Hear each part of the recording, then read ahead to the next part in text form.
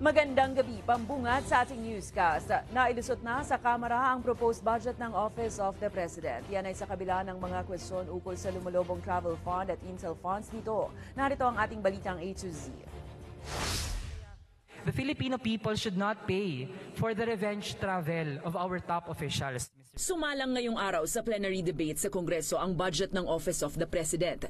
Isa sa mga binusisi ang paglobo ng travel expenses ng ehekutibo. Ang 2021 travel expense po ng Office of the President ay nasa 37,499,000. Ang 2022 po ay umakyat sa 398,307,000. Depensa naman ni Congressman Erwin Tulfo, hindi kasi nakapagbiyahe noon ang opisina ni dating Pangulong Rodrigo Duterte dahil sa panahon ng pandemya. Gayunpaman, punto ni Kabataan Party List Representative Raul Manuel, tila hindi naman nagkatotoo ang pangakong mas maraming puhunan na may uuwi ng Pangulo mula sa mga biyahe. Sa datos na iniangat ni Manuel, $4 billion lang ang pumasok na investment sa bansa sa unang kalahating taon ng 2023. $4 billion. Pero Mr. Speaker, compared to the same time period noong 2022, nung wala pa ang mga biyahe ng Pangulo, 4.91 billion, Mr. Speaker. Tapos noong 2021, buong taon na po, Mr. Speaker, $10.5 billion. Or kung half year, nasa $5.25 billion, Mr. Speaker.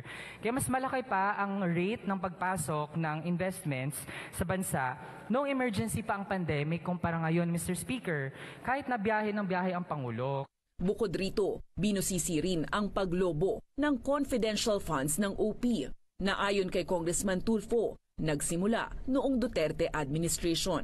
12 million a day po yung ginamit ng previous administration na gustong ipagpatuloy ng kasalukuyang administration. Gayunpaman, aminado si Tulfo na hindi madaling alisin ng CIF ng gobyerno dahil ginagamit niya ito sa impormasyon patungkol sa national security ng bansa. Sa kabila naman ng mga katanungan, nailusot pa rin ang panukalang 10.7 billion peso budget ng OP. Is there any objection? The chair hears none. The interpellations on the proposed budget of the Office of the President is hereby terminated. Congratulations.